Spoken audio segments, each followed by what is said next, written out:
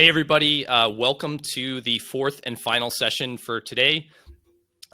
We've got Aaron Perry here standing in for a very under the weather Chris Dutton. He's going to walk you through the analyst interview and how you can turn that next interview opportunity into a job offer.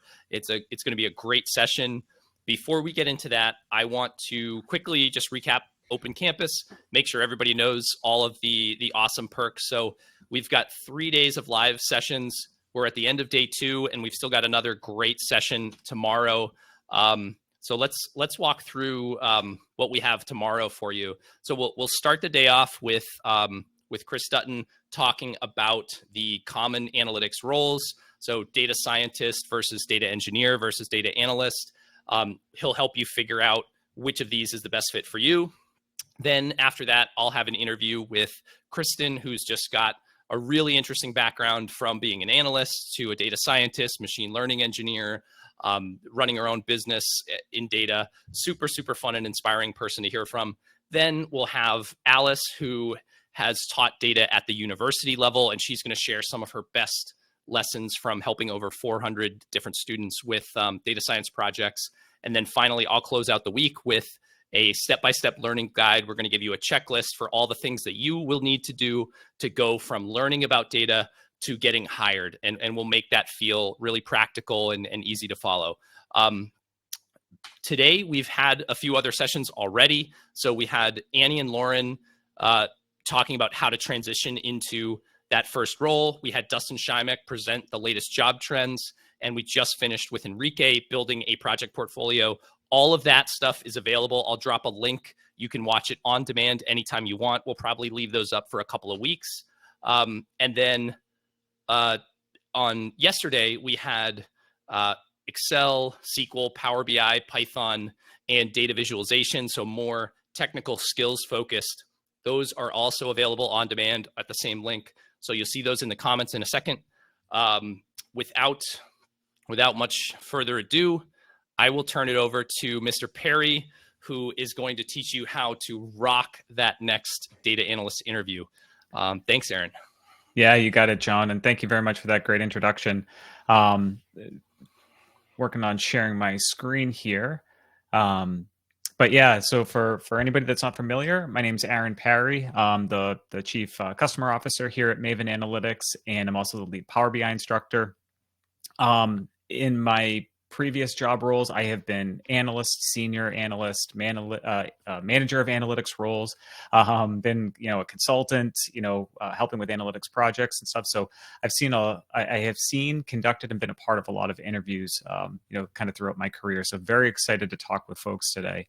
I was talking with John just before the session started, and what I would love to do is, if folks have questions about the material or any of the slides as we're going through it, feel free to throw those questions in the chat. We can either answer them in line throughout the conversation, or if there's a good kind of stopping point to address some of them, happy to kind of talk those out in a little bit more detail if we've got some good ones there. So yeah, very excited. Let's dig in. So the analyst interview, this is your time to shine. Right? This is all about showcasing you, who you are, your abilities, both technical and, kind of critical logical thinking abilities. And it's really that time where you're talking about your experience, showcasing your personality, those technical abilities, problem solving skills, and all of that stuff that's going to help you succeed on the job. And when you're going into an interview, the biggest thing here is really be confident. You've already made it to the interview portion. So you've passed screening. Your resume has already been seen by a handful of people. It means that the employers already think that you could be a great fit. So going in there and being confident is going to really speak volumes about, who you are. In that same vein, relax and be yourself, right? I can't think of anything that's more awkward than going into an interview and trying to be somebody that you aren't normally in a professional setting or professional environment. So point here is you really want to show people that they would love to work with you and what you would be like in that setting. Third point here, remember this is a two-way conversation. I think one of the pieces of feedback that I wish I had early on in my career was that you're not going in to be interviewed, meaning it isn't just going from company to you as an individual. It's really a two-way conversation. So this is just as much about you determining if the company is potentially a good fit for you, as it is for seeing if the company is really excited about you as an employee. And then lastly here, be prepared. John had made a comment in one of the earlier sessions today that said, he said, be smart about what you want to show off, right? And I love this comment because it really gets at the heart of being prepared. Make sure that you're rehearsing answers to common questions. Know your story, right? Be able to talk confidently about your technical skill sets, previous history, what you did at school, all that kind of stuff. All right, so what are interviewers looking for? So I think kind of top of the list here is a cultural fit. Personally, this is one of a couple things that I really look at when I'm interviewing somebody is, would I enjoy working with this person? I used to say hire for fit and train for skill, right? It's very hard to train somebody to fit into a culture, right? If you hire somebody that is a really poor fit for the team or the culture, that's going to ruin a team and the kind of vibe of the team so much quicker than somebody that is technically deficient. So hire for fit and train for the technical skills. Again, from a technical skill standpoint, do you have those basic a basic skill set in the tools that you're going to be using in that job to be able to succeed? So if you're going into a job and the expectation is that you understand basic SQL and you don't understand how to select data from a table in SQL, it's probably not a good fit. Quantitative problem solving. Again, this is a great skill to have. Can somebody think strategically and logically to solve a business problem that's presented? Curiosity and learning ability. Again, from my point of view, this is probably top 2 pieces that I'm looking for in an interview. So again, you can train somebody from a technical standpoint, this is how you do something in SQL, or this is how you do something in Power BI. But you can't teach somebody to be naturally curious and to ask deeper questions or continuing to try to, understand a problem. So I always try to understand somebody's kind of natural curiosity or learning ability during an interview. Next, we've got business acumen. So at a very basic level, does the person that's being interviewed understand the business that they're getting into, the industry? And again, that can be at a high level as well. It doesn't have to be all the nitty-gritty details, but generally, do you understand what this position entails and what kind of, what the industry does at a high level? And communication skills. Everything above this in this list doesn't matter if you can't communicate it clearly. So you could be the best analyst, be able to get to the root cause of an issue, but if you can't communicate that clearly and effectively, it's not going to be super valuable. And then last piece here, enthusiasm. Realize that's on the screen. Apologies about that. Enthusiasm. Is this person generally excited about the opportunity? So again, going in there and being, energetic and asking good questions and, excited about the opportunity or the team or projects or the industry. Those are all great ways that you can show enthusiasm. And we'll move on. All right. So, you've kind of made it through this process. You've done some prep. There's basically 3 different kind of categories or types of interview questions that you may experience. So you've got experience and fit type questions, technical based or technical assessment questions, and then some case studies. So the experience and fit questions, these are also referred to as behavioral interview questions. And the whole point here with these questions is to determine or to understand if you're going to be a good fit for the company and the role. So some common examples here are questions like, tell me about yourself. Walk me through a recent project that you've completed. What's your biggest strength? How would your coworkers describe you? So having well thought out answers to these questions is really going to be critical to your success. From a technical assessment standpoint, again, the point here is, do you understand the technical kind of, verbiage? The general objective here is to really just validate that you possess the skills that are going to be required for the job. And again, this is going to be specific for role to role, depending on how technical it is or the tools or something like that. But, examples like, hey, could you define a relational database management system and provide an example? Could you sketch out a hypothetical data model for an e-commerce business? Could you explain a block of code and tell me what it's doing? Right. So there's a bunch of different ways there that you could start to assess somebody's technical ability. And then kind of last piece here, we've got a case study. And the whole point of these case studies, they're really designed to assess and test your strategic thinking and problem solving abilities.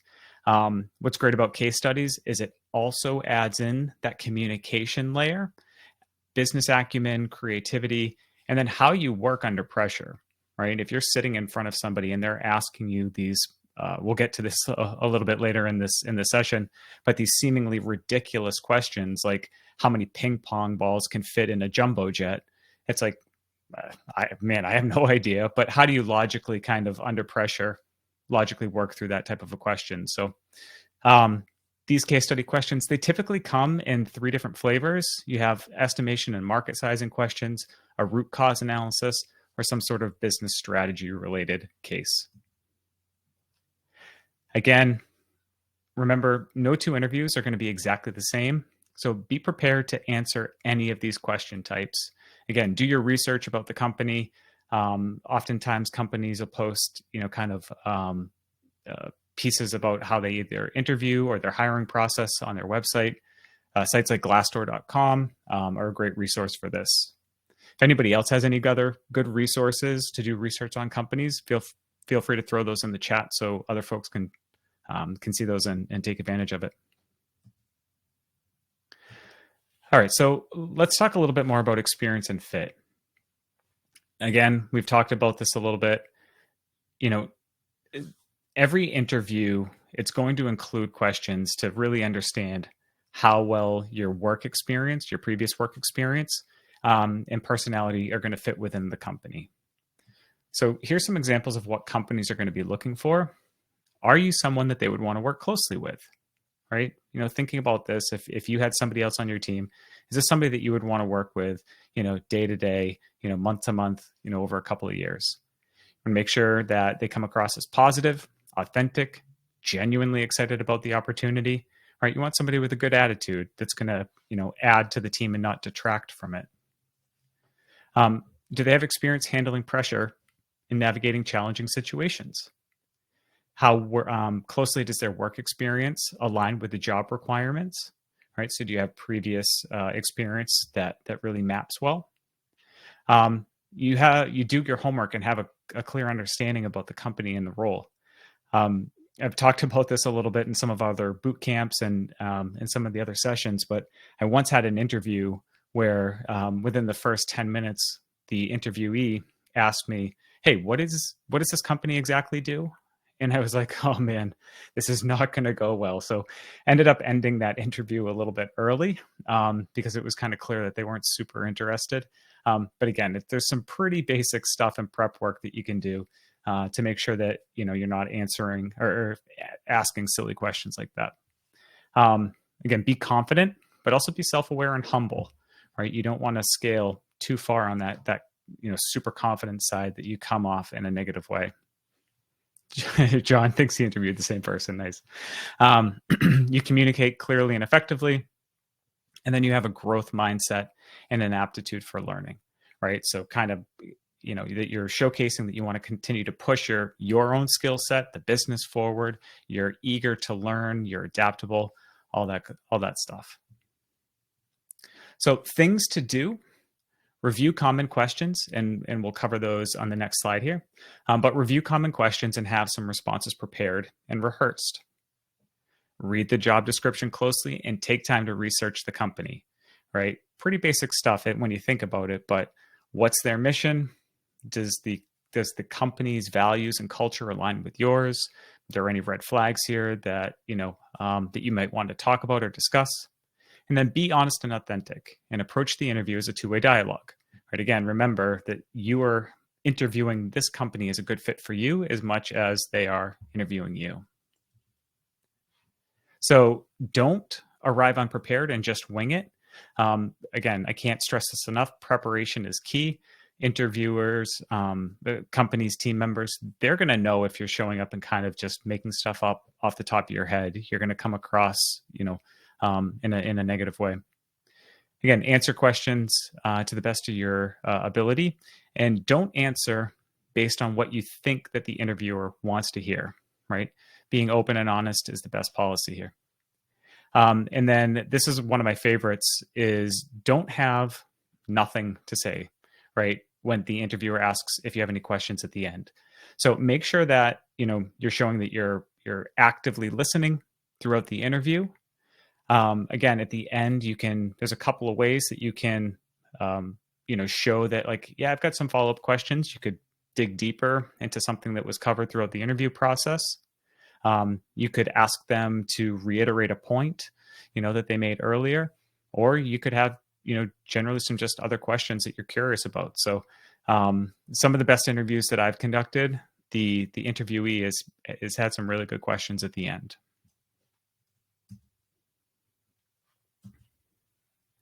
All right, so let's talk about some of these common questions here.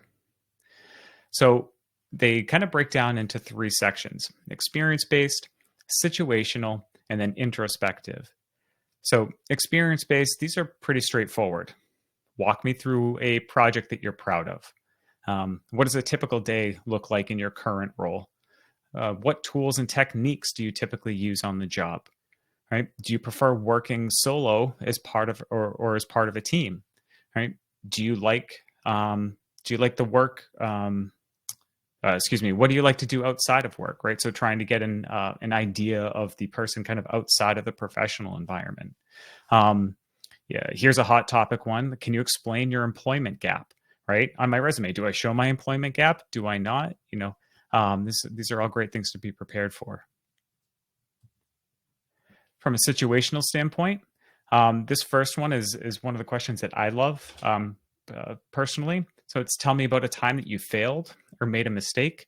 I love when people can talk confidently and almost proudly about times that they failed or made a mistake. A lot of times you can spin this as, hey, I messed up. I did this wrong, but here's what I learned from that, right? And it's a great way to kind of turn a potential negative into a positive, right? A lot of times you can talk about like, hey, I fail fast, right? I want to learn what doesn't work, and that's going to help me understand what is going to work. Tell me about a time that you created a goal and achieved it, right? This is a great way to showcase your ability to plan, set a goal at some point in the future, and then work towards that goal. So again, there's a lot of different situational type questions that might be asked. And then introspective, things like, tell me about yourself, right? What's your greatest strength and weakness? I think one of my pieces of advice here, and I'd be curious to understand, what other folks think, kind of in the questions here, but, this is really, kind of, it's obviously, but it's in relation to the job, right? So there's ways that you can talk about like, I'm great at the basics of SQL, but I'm really weak at, nested functions or window functions or something like that, where you can kind of spin it in terms of the context of the job. Kind of going down the list here, something like, where do you see yourself in 5 years? And that could be, hey, I see myself, managing this team, or the director of this team, or the director of another team. And one of the things that's cool about these questions too, is they kind of weave together a little bit. So if you take an introspective question, like, where do you see yourself in 5 years? And, something like, why do you want to leave your current job? The bottom one based on the experience-based questions. It's like, you can talk about, something like, hey, I'm looking for an opportunity where I can really showcase my leadership skills. And within the next 5 years, I want I want to be managing or running a team. And right now in my current employer, that path isn't available, right? I can't work towards that kind of level that I want to get to. And that's why I'm leaving. So there's some really cool ways where you can kind of touch on a few of these different kind of common questions and wrap it all up into kind of a nice story about what exactly you're looking to do. And this is this pro tip here. This is actually something that Lauren talked about in the session this morning. If anyone attended that one, is using the STAR system to organize your thoughts. So what was the situation? What was the task that you were asked to complete? What was the action? And then what was the result? So again, using that kind of a framework to structure responses is a great strategy. All right, quick pro tip here for practicing common questions. So LinkedIn, they actually offer this AI-powered feedback based on your delivery. So I think the menus have changed a little bit, but the functionality is still there. So there's this interview prep section where you can go in and you can record yourself responding to a question. And if you're anything like me, it's a little cringeworthy when you watch yourself on video responding to a question. But the feedback that you get from this tool, it'll talk about your cadence, right? So your words per minute, does it fall within a good range? How's your pitch variation? Is it on target? Is it moderating too much? How do you how do you work with filler words? So I know personally, I tend to default to a lot, right? And that's something that I know that I need to try to work on. So it's a great tool. There's another right there, right? So it's a great tool to really help you practice for those common questions. Again, pro tip here: if you've got a friend, somebody else that you can practice with, this is a great tool, but nothing beats that human feedback. All right, technical assessment. John, we'll take a quick pause. Any questions in Q&A or anything that we might want to address? Yeah, let's Mohammed had a question here. Let's work on this one. So tips for somebody who is switching from a product-based company to an IT service-based company, and tips for moving to a small company to a multinational company. What do you think, Aaron? Yeah, so tips for someone switching from a product-based company to an IT services-based company. I think part of this is understanding industry, right? I think there's a lot of base skill set stuff that is going to transfer from industry to industry or job to job. I've had some distinct, different careers in my life, and there's that problem solving capability, communication. A lot of those things tend to be common themes between them, regardless of the industry. So again, research on the industry. Make sure that you understand the space that they're operating in, kind of key terms and that kind of stuff. I would imagine that moving into an IT services company, right, they're going to be focused on different subsets of companies, and the way that they interact with different populations is going to be different than a product-based company. So making sure that you really understand the vertical that they operate in, I think, is going to be important there. Yep. Yeah, that's awesome. Yeah. I was going to say, and then the small company to a multinational corporation. I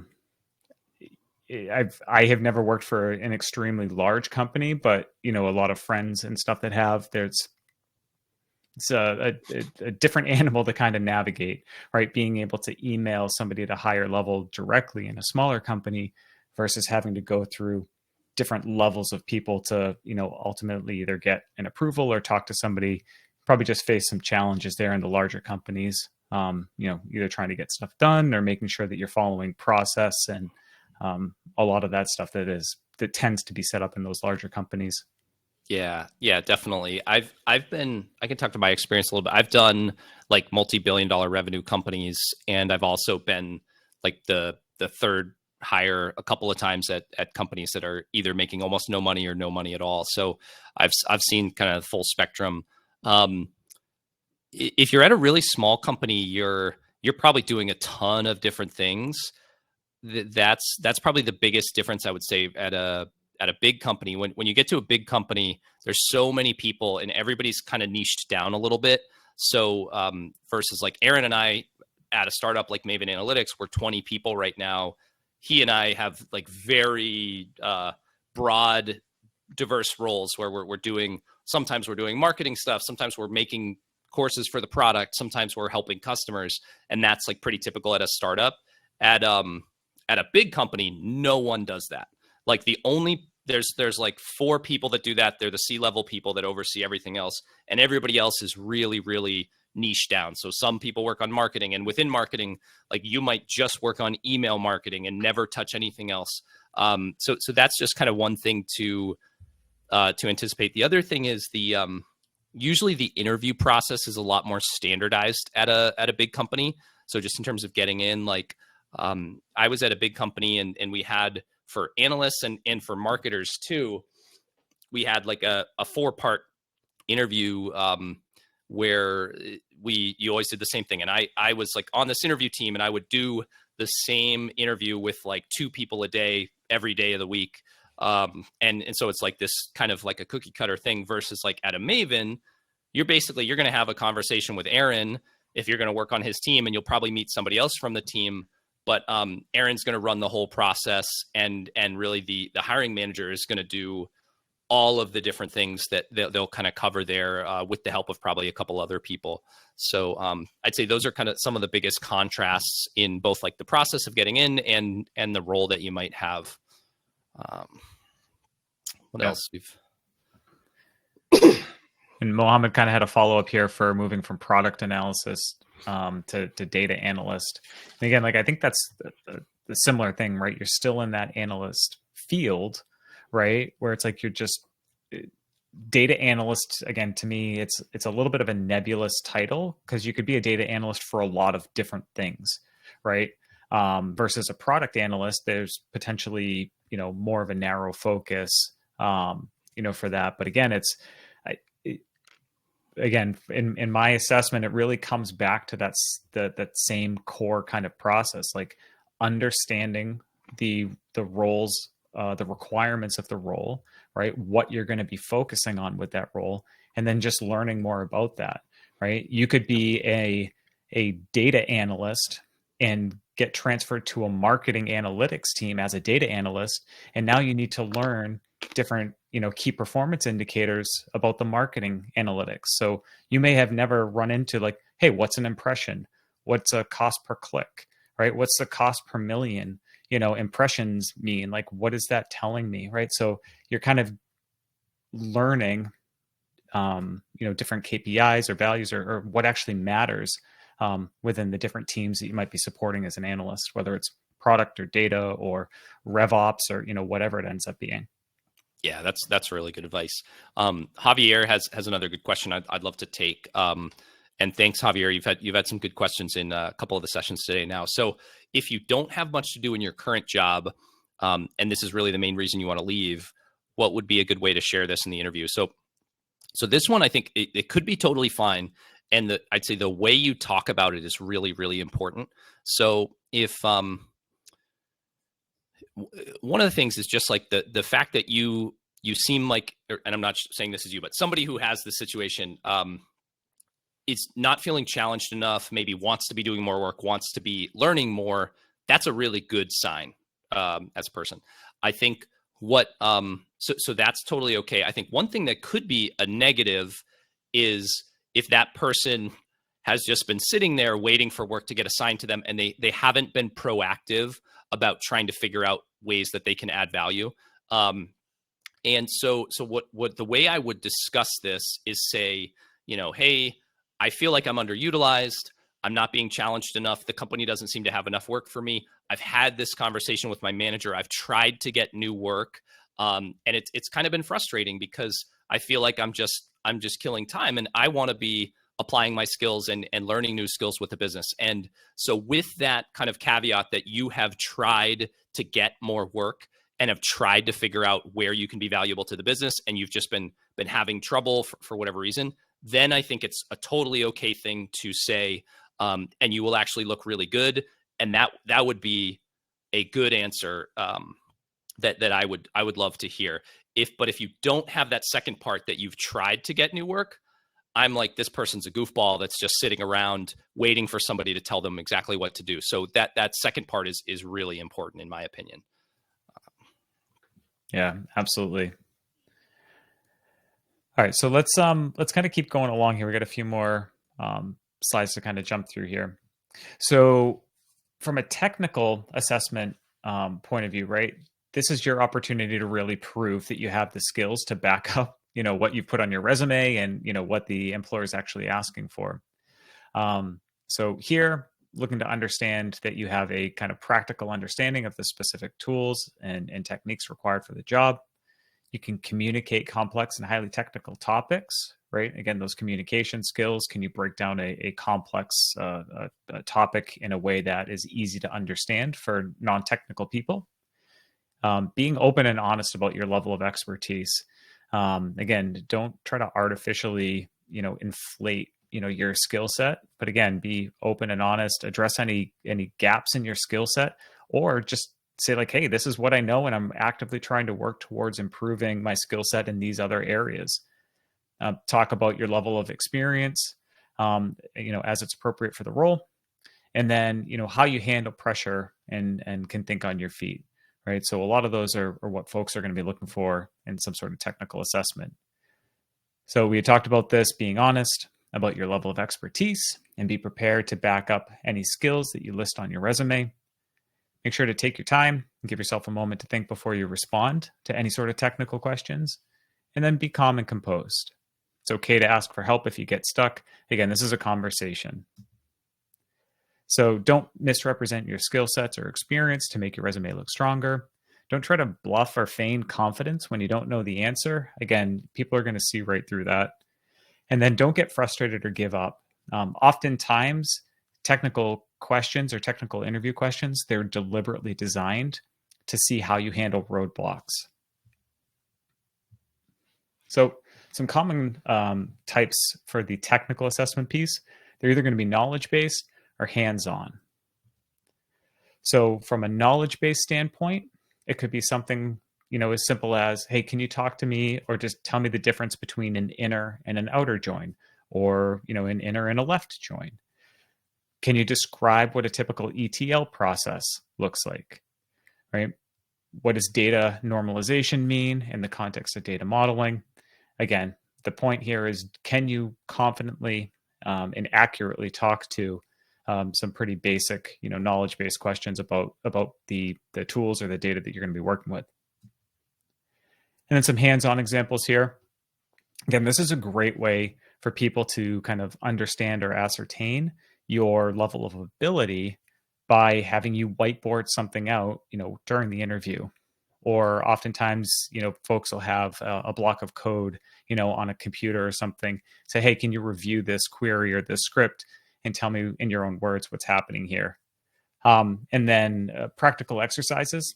This is something that I'd love to do on the later stages of some of the analyst interviews, was to give people a relatively basic, practical exercise that was a take home, that they would come back for their final interview and actually present something, right? And again, depending on the role there, but it did a lot where, if folks were really excited about the opportunity or the role, they would go home, kind of work through that exercise, and then come back and give a quick presentation. And it was a great way to assess technical skills, logical, critical thinking ability, and then their communication skills as well.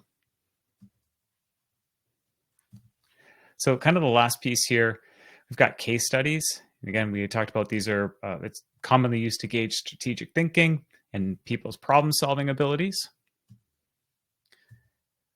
What employers are looking for here is that strong strategic thinking and deductive reasoning ability, that you can clearly communicate, what you're working through. You're able to approach a case from different perspectives and identify some different creative solutions. Again, we'll walk through an example case study here in a moment. And it's really about showing kind of poise and confidence under pressure. Additionally, you're comfortable working with numbers, have a good intuition for how to use data effectively, and that you genuinely enjoy problem solving. So things that are going to be helpful when working through case studies is to over communicate. I think one of the pieces that one of the things that I wish I had known before my first analyst interview was it's okay to communicate your thought process and really kind of think out loud, right? Treat it as a two-way dialogue and ask for clarifying questions, right? There's a lot that's gained from both sides when you're able to kind of talk about your thought process and ask questions. So make sure you prepare and practice. There's a lot of different books and resources out there to study common case studies. Maven's got a whole course where we walk through a bunch of them at the end of the course. Make sure you brush up on some basic math skills, research the company to have those types of details ready.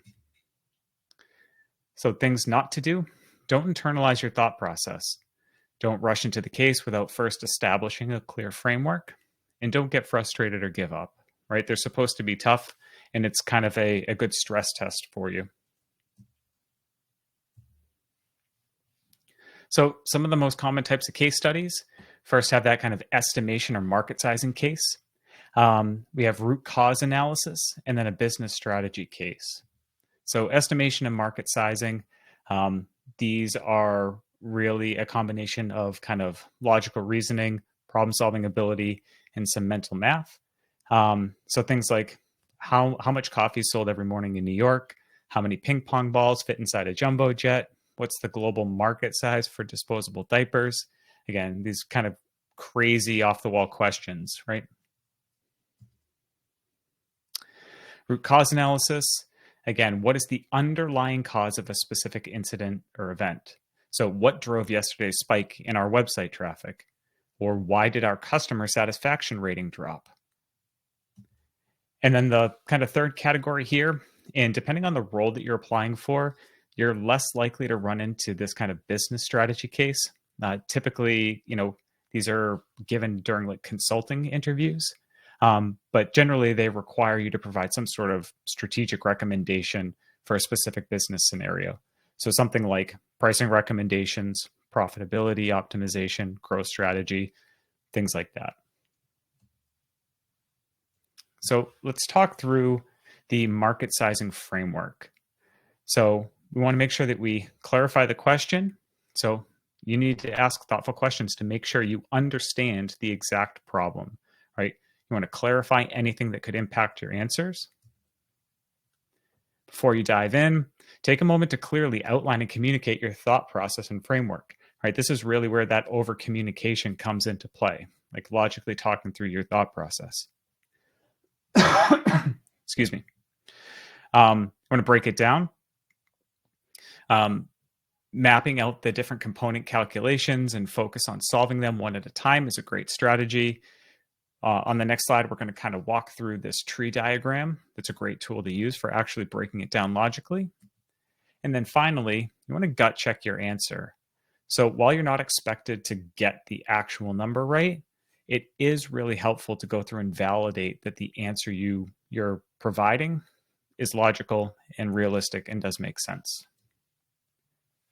So pro tip here, success on these types of case studies, it has very little to do with the specific or the actual answer that you come up with. And it's really all about demonstrating your ability to think critically and communicate and attack the problem logically. So focusing on those kind of three areas are really what's going to set you up for success here. So with that, let's quickly talk through an example case study here for this question. So how big is the global market for iPhones?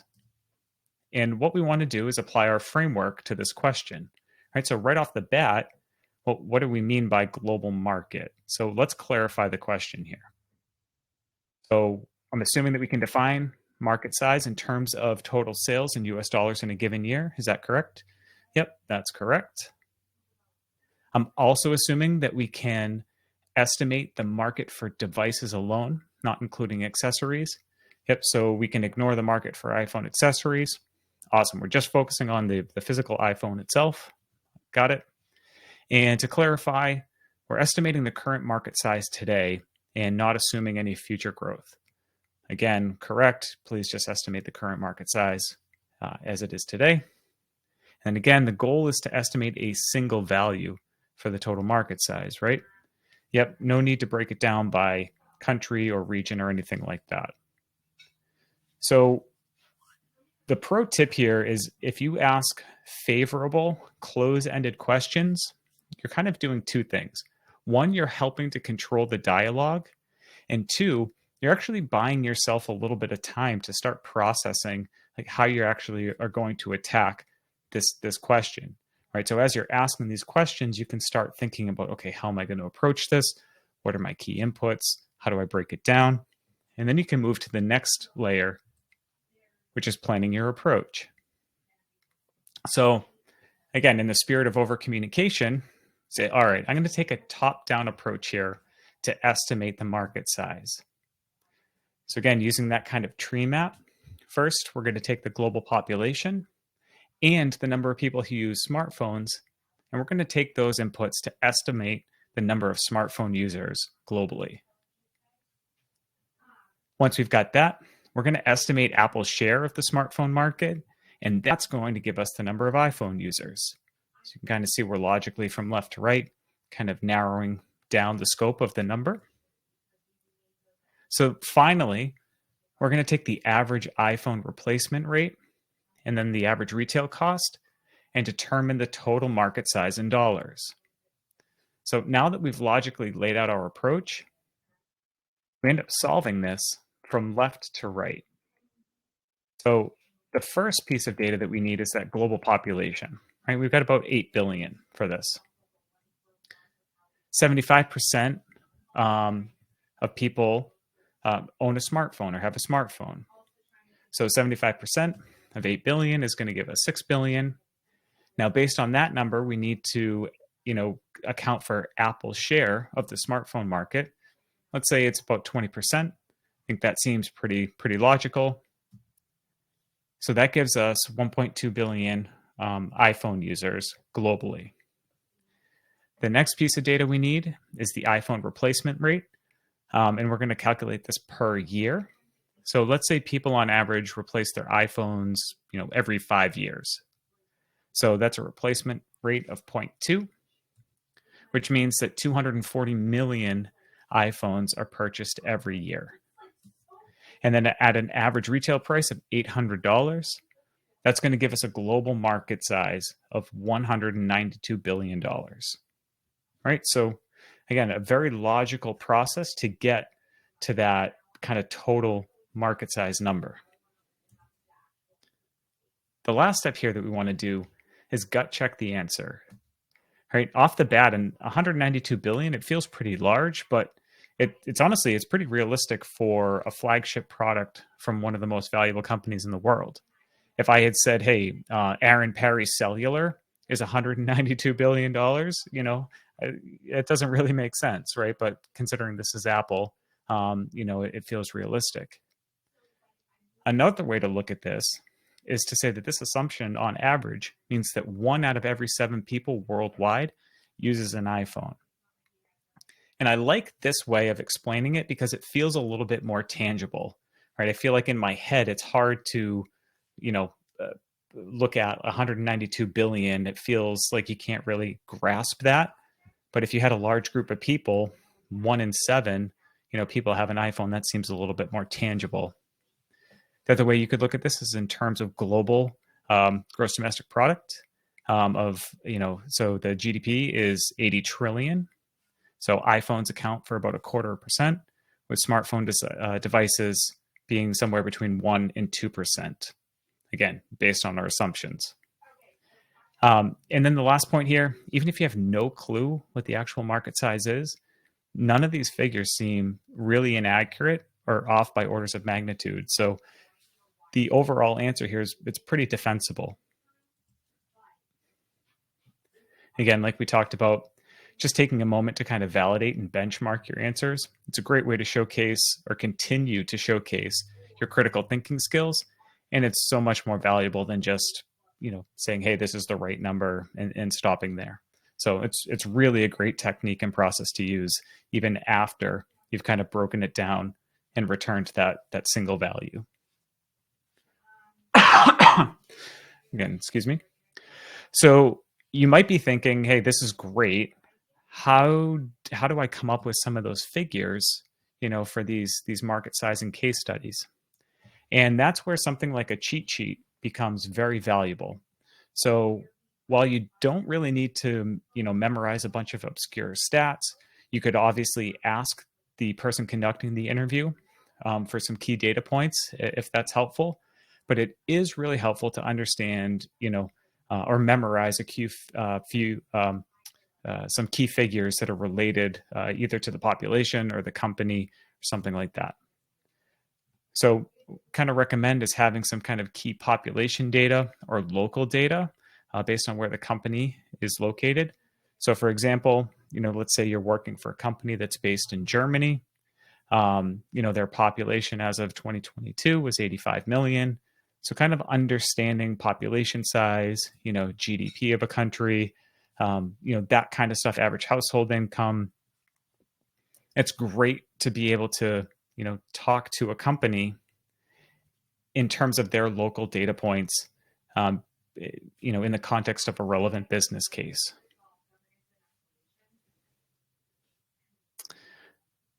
I know we're kind of getting close to time here. Got a couple more slides here that'll run through real quick, and then we'll do some Q&A, John. So yeah, it's perfect. Okay, great. So the second case here is really all about, root cause analysis, which is identifying the specific incident or event that is causing something else, right?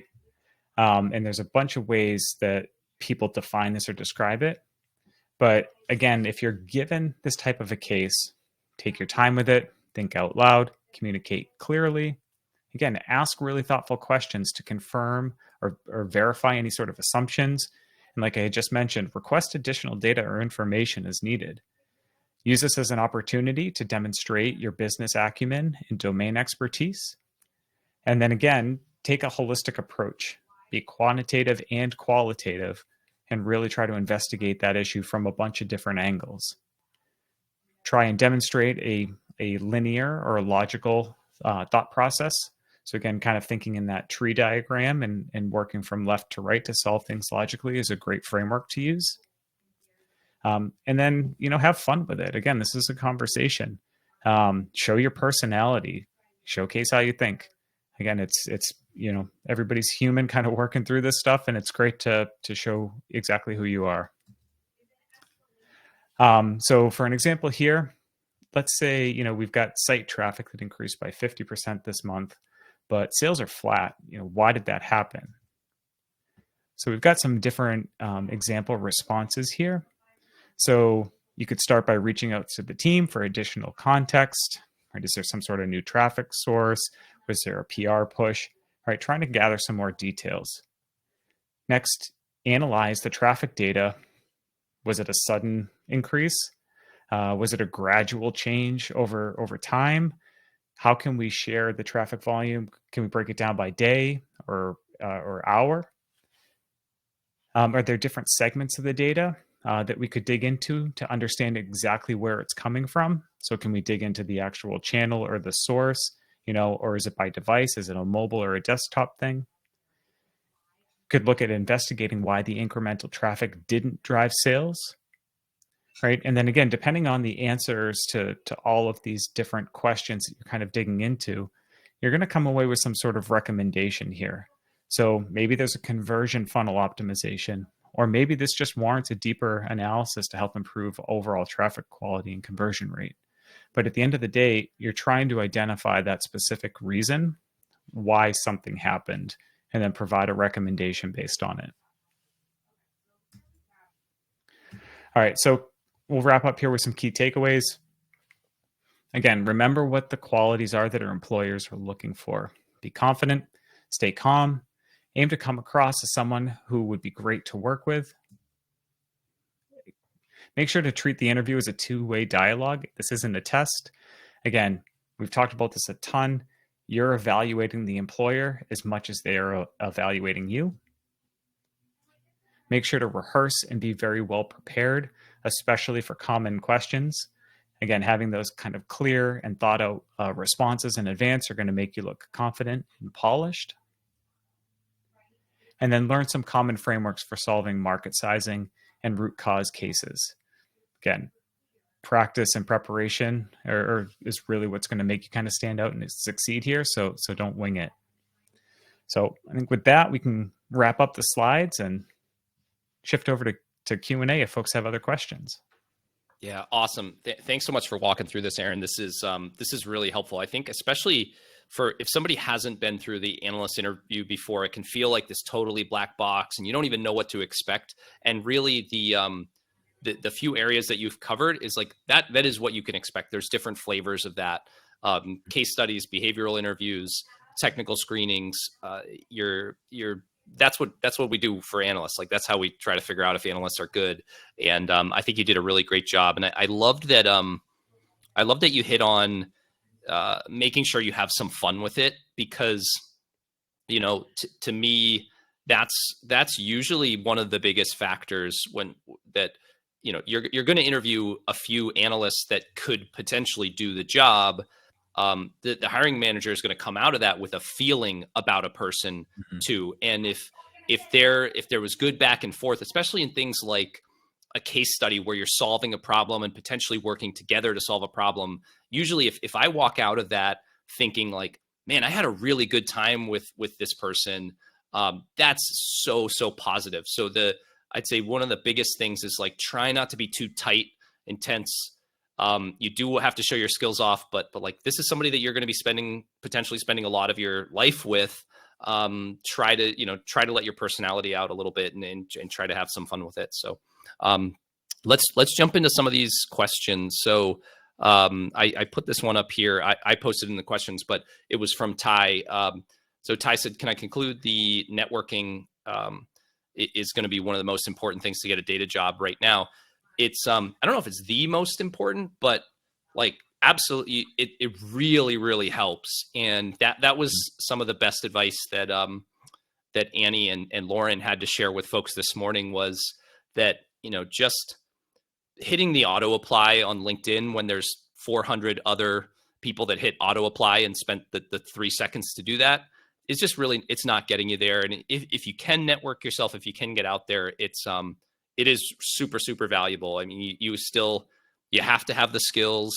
You have to look good on LinkedIn and have a great resume too. So it's just networking alone doesn't do it, but it's huge. And then you have to do all the things that Aaron talked about today. You have to also nail the interview, but it's definitely really important. Yeah, that's certainly going to help with the opportunity side of it, right? Yep. The more people that you're talking to and network with, you're going to be introduced to other folks or be exposed to other people that might be hiring or know somebody, and then you kind of create those other opportunities.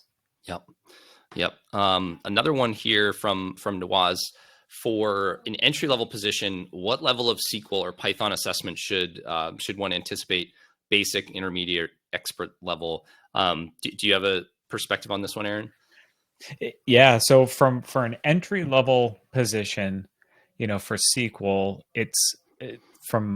I would expect somebody coming in there, if they have SQL on their resume, that you're able to effectively query data from a database and maybe do some like basic, you know, data transformation stuff. So the big six, right? Select all from, that type of stuff, maybe general pieces of a case statement or something like that. But again, like nothing beyond that, especially not for an entry level position. Again, this is where if you talk about like basic SQL on your resume, be confident and speak to that skill set, you know, or what you can do in the interview process. I still go back to that, you know, 9 out of 10 times I'm looking for somebody that's going to be a good fit for the team, because I can train for some of those skills, whether it's basic SQL or basic Python. Again, with basic Python stuff, it's, do you understand the basics of data frames and how to create like lists and interact with data, you know, within Python, again, depending on the role.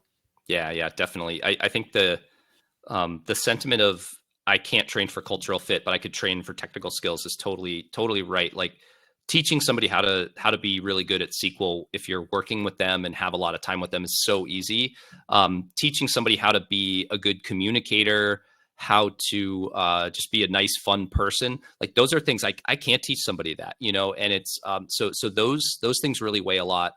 That said, more like higher level technical skills is always good to have them to show off in the interview. Like it will never hurt to over prepare there.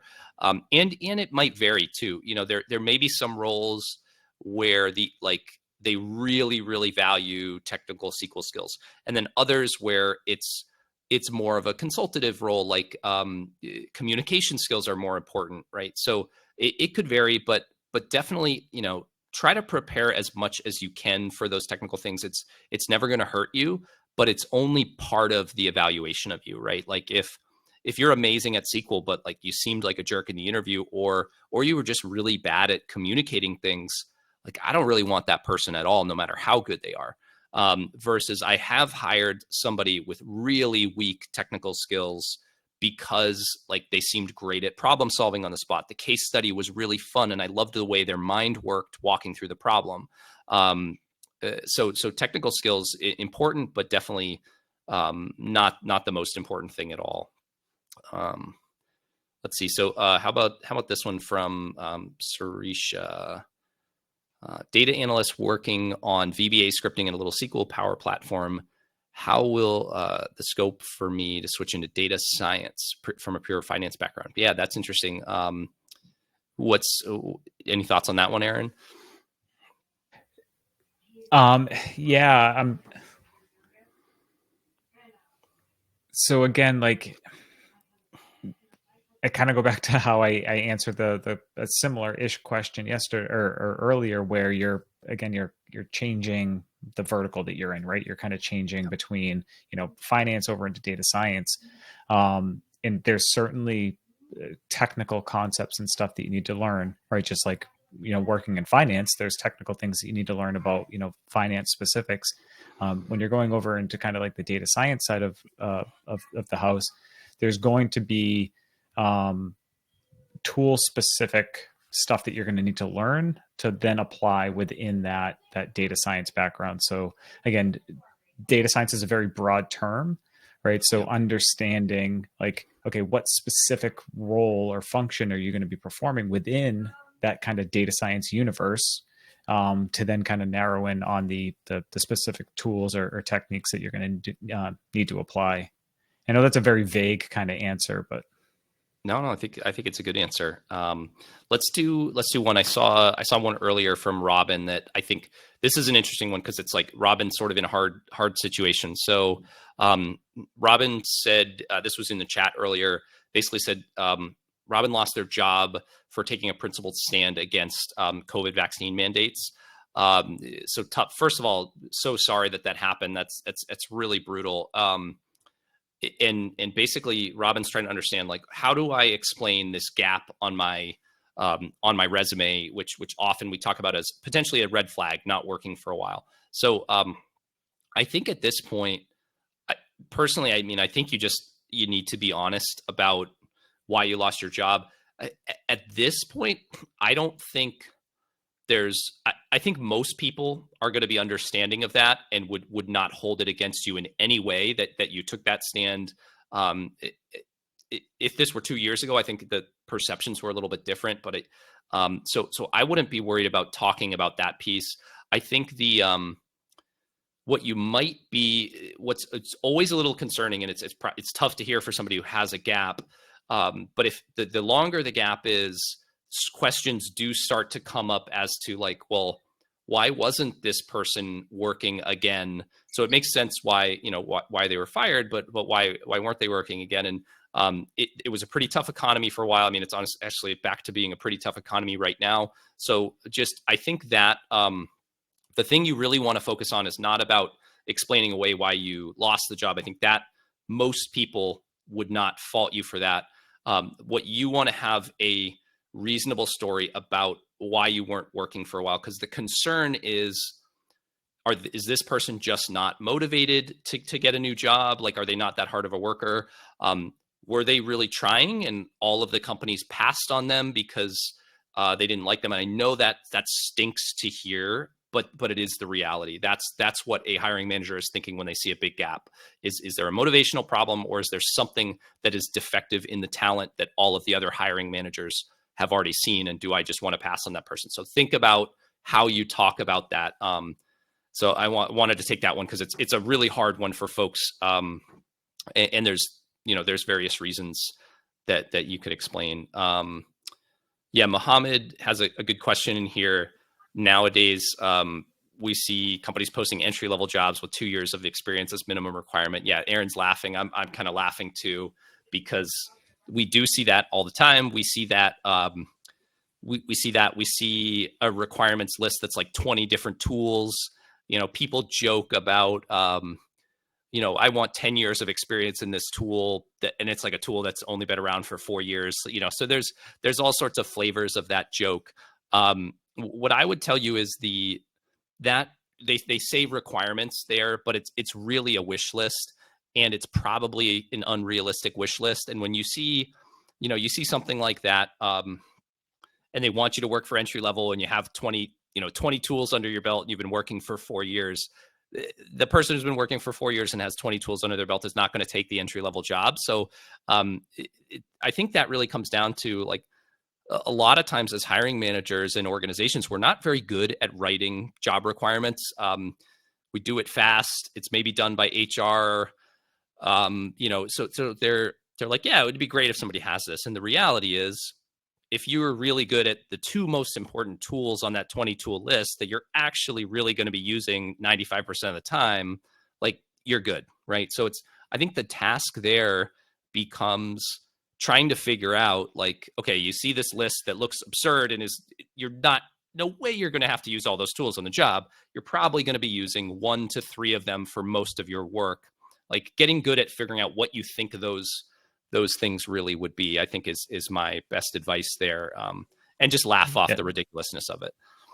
Exactly. And one other kind of key thing to pay attention to there is other language that is used within the job description, right? So kind of take the time piece out of it. And if they're using, verbiage like support or help build or deliver, right? Like that's language that lends itself more towards a supporting role between like building or driving, those types of things where, like, hey, that's more senior level role where you're going to be actually building and kind of driving the development of reports or analyses or things like that. So you can also get an indication of what the actual requirements of the job are based on some of the nuance within the language used.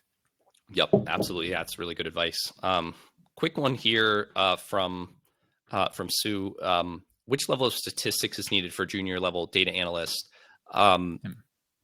Maybe some, I would say like a basic understanding of like doing understanding of distributions, understanding like what a correlation coefficient is, but it's not, you don't have to be a statistician by any means. I'm going to drop a link to a course here in the chat, which is a course from Enrique at Maven. Right, this course and every course at Maven is free currently. This focuses on the statistical concepts that we do think are good for a data analyst to have under their belt. But absolutely, by no means do you have to have like a statistics degree. But there are certain things that are definitely really helpful.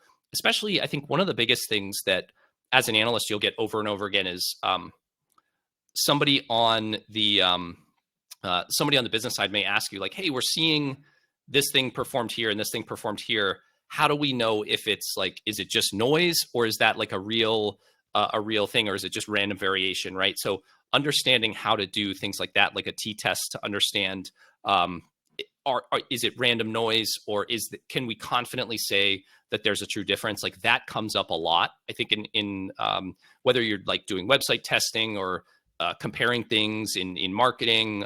We do a lot of testing as analysts, and that can be super useful.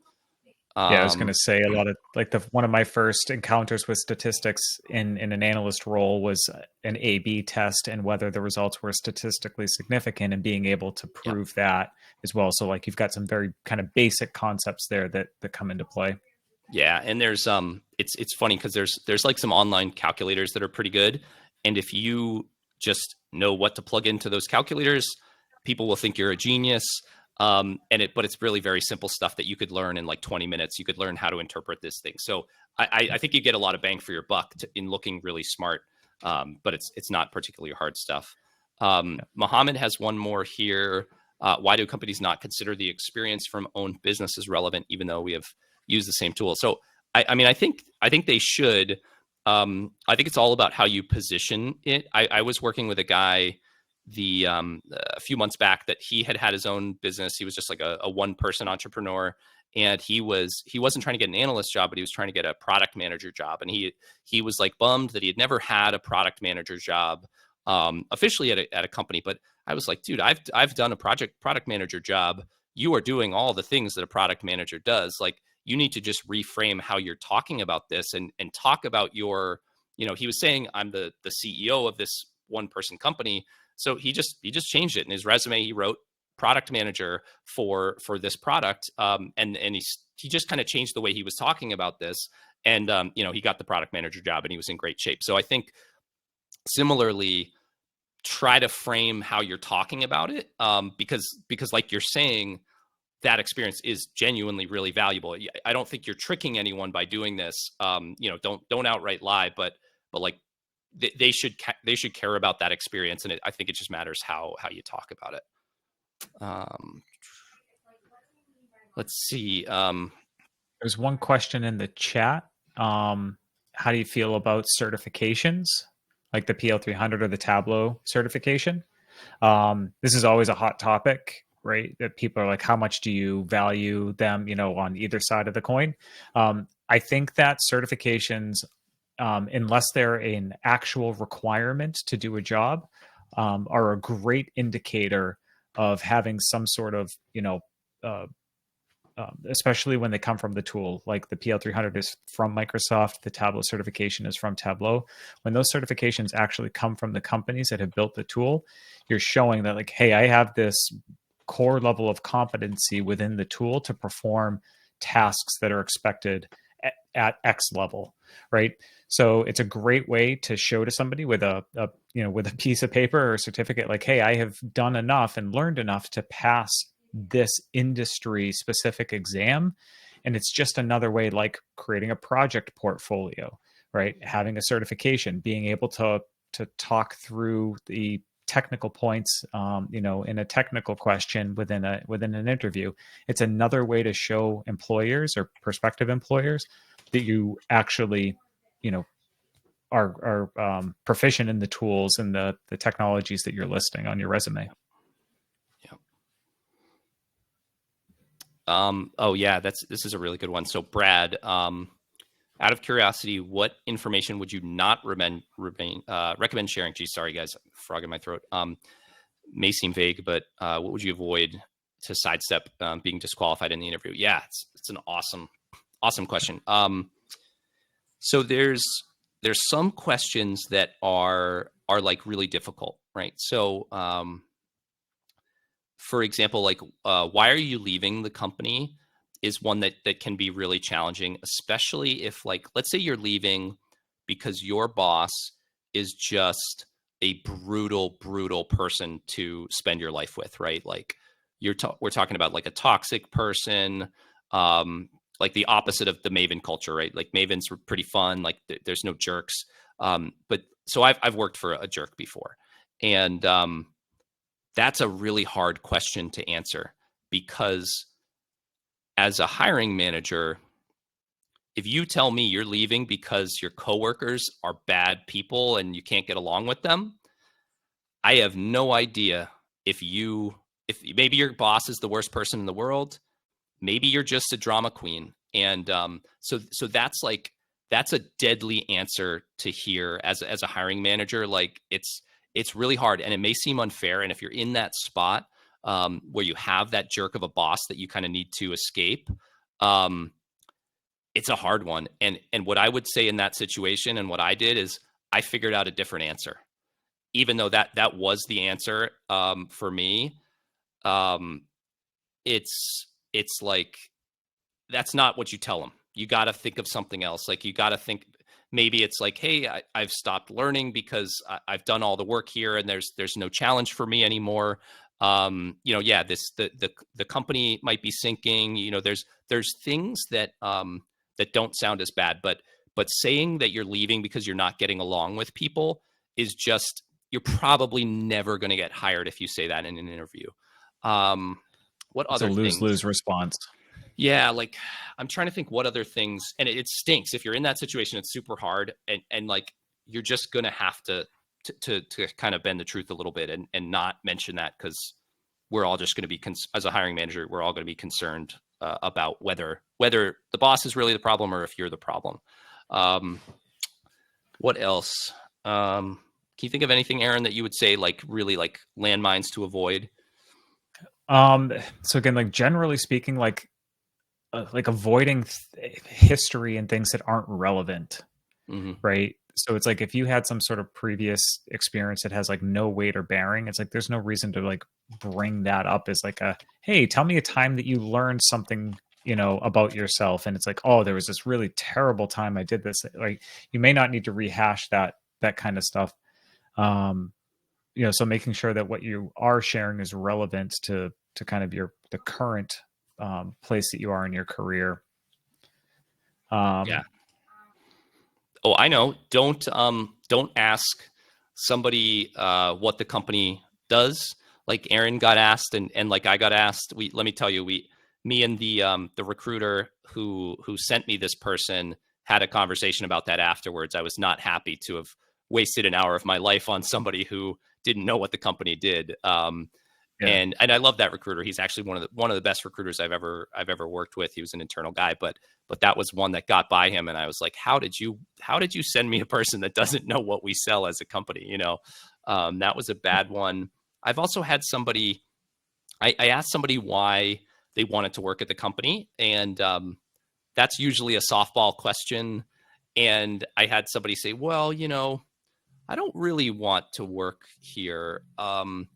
I I don't really want to have a job at all. I don't see why I need money. I'd like to just I could stay at my parents' house, and I could just play video games there in the basement. But my mom is friends with your boss, and so she made me come to this interview. And I was like, "Are you?" I thought somebody was messing with me, And the funny thing is about this person, he kind of did seem like Peter. His energy, it was It was absolutely terrible. But what's funny is, as we got into some of the stuff, he actually had kind of crazy Excel skills, and we were probably a little bit desperate. But we ended up hiring him. What I realized is his social skills were just off of the chart bad. But he was a really good guy, and he ended up being like one of my favorite people I've ever hired. And he was really good at the job. We could never put him in front of a client because, like, he just was off the chart in terms socially. But he was really good at the job technically, and I love the kid still to this day for it. So, but don't do that. Like, the fact that worked out for him makes no sense. It probably shows my judgment as like a 24-year-old hiring manager that was probably in a job that was over my head.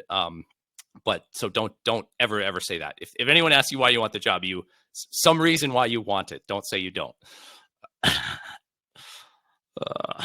Awesome. All right. Well, I think that's actually maybe one more. Excuse me. One more question here. Let's see. Any tip how the hiring manager can incline towards you having experience but not from an IT background? So if your experience is maybe like just not from the same domain, I think the key there is to try and figure out like what the relevant thread is in your experience. So like, Mhm. I worked at a company or not, I wouldn't even call it a company. I worked at when I was in high school and college in the summers, I worked at this place. It was a flower nursery, and I basically would like pull weeds in a field and dig up plants for customers and work with customers. And when I was trying to get my first job as a marketing analyst, I had like 7 years of doing this job that like seemingly had absolutely no relevance whatsoever.